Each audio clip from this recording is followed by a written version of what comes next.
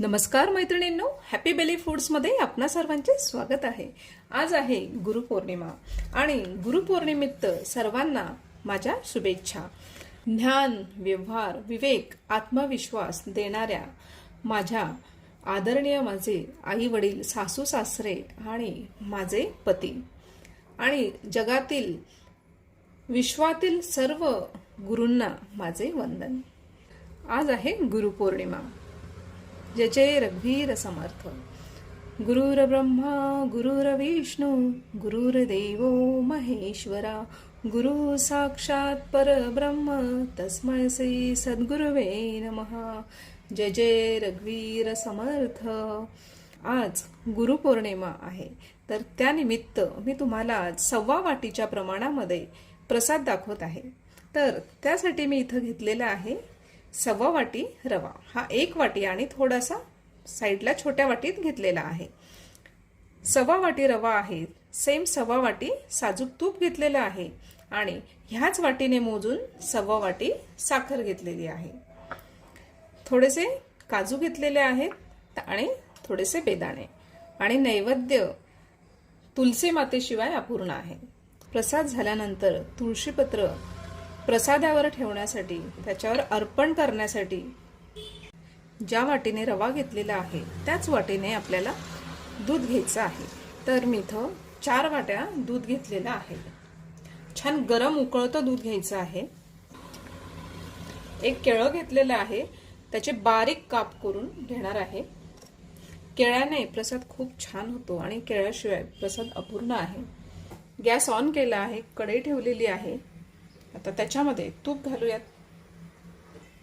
1.25 वाटी तूप आपण घातलेलं आहे। थोडेसे काजू टाकूयात। काजू हलकेसे परतून झालेले आहेत, जास्त फ्राय करायचे नाहीत। आणि आता त्याच्यामध्ये केळं घालूयात। केळं आता ह्या स्टेजला घातल्याने काळं पळत नाही, नाहीतर काय होतं, आपण प्रसाद झाल्यानंतर केळीचे काप घालतो आणि मग प्रसाद हा काळा, म्हणजे प्रसाद नाही काळा होत, पण वरती जे टाकलेले केळं असतं ना त्याचे काप काळे होतात। म्हणून ह्या स्टेजला केळं टाका आणि छान त्याला फ्राय करून घेऊयात। अगदी 1 ते 2 मिनिटांमध्ये केळं छान फ्राय होऊन जातं आणि प्रसाद अजिबात काळा पडत नाही। तुम्ही बघू शकत आहात, मस्त केळं झालेलं आहे। आणि आता ह्या स्टेजला आपण रवा घालूयात। 1.25 वाटीच्या प्रमाणामध्ये आपण प्रसाद करत आहोत। आता गॅसचा फ्लेम थोडासा मीडियम ठेवूयात आणि जे दूध आपण घेतलेलं होतं ना ते सुद्धा गरम करायला ठेवूयात, कारण ते हलकसं कोमट झालेलं आहे। दूध गरम असेल ना तर प्रसाद खूप छान फुलून येतो आणि प्रसादाची चवही वाढते। थोडीशी वेलची पावडर साखरेमध्ये बारीक करून घ्यायची आहे। वेलची पावडरने प्रसादाची चव ही उत्तम, खूपच छान लागते। प्रसाद करत असताना देवाला निवेदन ठेवायचं हे, आणि उत्तमाचा प्रसाद करून घेणारे समर्थ तुम्हीच आहात। तुम्हाला ज्या देवाचं नामस्मरण करायचं असेल तुम्ही इथं म्हणू शकता। ओम नमो भगवते वासुदेवाय नमः, म्हणजे प्रसाद हा कसा उत्तम होतो। मनातल्या मनात किंवा मोठ्याने जरी नामस्मरण केलं तर स्वयंपाक किंवा प्रसाद हा उत्तमच होणार आहे। ओम नमो भगवते वासुदेवाय नमः। तुम्ही आता बघू शकत आहात की खूप छान असे बुडबुडे आलेले आहेत आणि प्रसाद खूप छान भाजला जात आहे। थोडा सुगंधही आलेला आहे। आपल्याला रंग कळून येतो की प्रसाद झाला की नाही। थोडा मिनिमम 3 ते 4 मिनिटं प्रसाद हा छान भाजून घ्यायचा आहे। लहान वाटीने रवा घेतला असल्यामुळे लवकर प्रसाद भाजला गेलेला आहे। 3 ते 4 मिनिटमध्ये प्रसाद छान भाजला गेलेला आहे। डिपेंड करतं की तुमची क्वांटिटी किती आहे प्रसादाची, त्याच्यावर तुम्ही प्रसाद करू शकतात। आणि 1.25 वाटीच्या प्रमाणात किंवा तुम्ही आता 1.25 किलो बनवत असाल तर सरळ पातेल्याने प्रसाद मोजून घ्या। आणि जर रवा 1 पातेलं जर भरला असेल तर दुधाचं प्रमाण हे 4 पातेलं घ्यायचं आहे। म्हणजे ते कुठलंही 1.25 पाव असू दे किंवा 1.25 किलो असू दे. रवा सरळ मोजून घ्यायचा आणि 1 पातेलं जर असेल रवा तर 4 पातेलं दूध घ्यायचं आहे.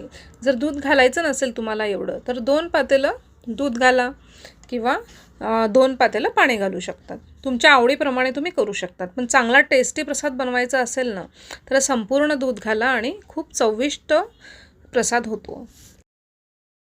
आता गॅसचा फ्लेम बारीक करूयात आणि दूधही एकीकडे गरम झालेलं आहे. आता त्याला आपण बारीक फ्लेम करायचा आहे गॅसचा आणि मगच घाला, नाहीतर अंगावर उडण्याची शक्यता असते. व्यवस्थित जपून करा. आता दूध घालूयात आणि थोडं दूध टाकायचं अगोदर आणि थोडंसं अर्धं दूध टाकायचं आणि थोडं थांबायचं आहे. त्याचे बुडबुडे उडतात आणि पुन्हा शांत झालं की मग पुन्हा दूध घाला आणि व्यवस्थित त्याला मिक्स करून घ्यायचं आहे, म्हणजे अजिबात गुठळी पडत नाही. थोडंसं अर्धा मिनिट सगळीकडनं मिक्स करायचं आहे, म्हणजे अजिबात गुठळी पडणार नाही. गॅसचा फ्लेम हा आता मीडियम करायचा आहे. मोठा केला तरी चालेल आणि सगळीकडे मिक्स करून घ्यायचं आहे. आता थोडंसं दूध आटत आलेलं आहे आणि आता ह्या स्टेजला आपण गॅसचा फ्लेम बारीक करायचा आणि आपल्याला झाकण ठेवायचं आहे. आता याच्यावर झाकण ठेवूयात. झाकण हे अगदी अर्धा मिनिट ठेवायचं आहे. तुम्ही बघू शकत आहात की तूप मस्त वर आलेलं आहे आणि प्रसादही किती सुंदर मोकळा झालेला आहे. ह्या स्टेजला मग साखर घालायची आहे. जर तुम्ही पातळ असताना साखर घातली तर प्रसाद हा व्यवस्थित होत नाही. आता छान फुलून आलेला आहे प्रसाद. आता याच्यामध्ये साखर घालूयात. प्रमाणात 1.25 वाटी साखर आहे, बरोबर मोजून घेतलेलं आहे. आपण प्रसाद करत आहोत त्याच्यामुळे सर्व 1.25 वाटीच्या प्रमाणामध्ये करत आहोत.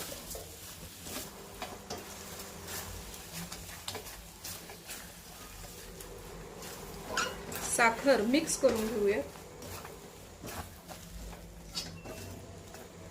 आता साखर थोडीशी विरघळू देऊया. करताना जाड बुडाचं पातेलं घ्यायचं आहे आणि आता प्रसाद अगदी एखादी मिनिट झाकण ठेवूयात आणि बारीक गॅस करायचा आहे. थोडेसे बेदाणे पण घातलेले आहेत. आता प्रसादावर झाकण ठेवूयात. अगदी एखादी मिनिट झाला आहे आणि प्रसाद तुम्ही बघू शकत आहात खूप सुंदर झाला आहे. साईडने त्याला खूप छान तूपही सुटलेलं आहे. तुम्ही बघू शकत आहात की किती मऊसूत प्रसाद झालेला आहे. आपण काढून घेऊयात.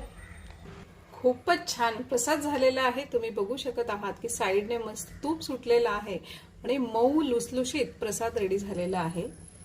तुम्हाला जर हा व्हिडिओ आवडला असेल तर प्लीज माझ्या चॅनलला सबस्क्राईब करा आणि व्हिडिओला तुमच्या मित्रमैत्रिणींपर्यंत शेअर करायला विसरू नका. आणि प्लीज व्हिडिओला लाईक करत जा आणि आवडला असेल तर प्लीज कमेंट करून मला सांगा, म्हणजे आम्हाला नवनवीन व्हिडिओ बनवण्याचा आमचा उत्साह वाढतो. माझा व्हिडिओ बघितल्याबद्दल तुमचे खूप खूप मनापासून आभार. धन्यवाद. ओम नमो भगवते वासुदेवाय नमः.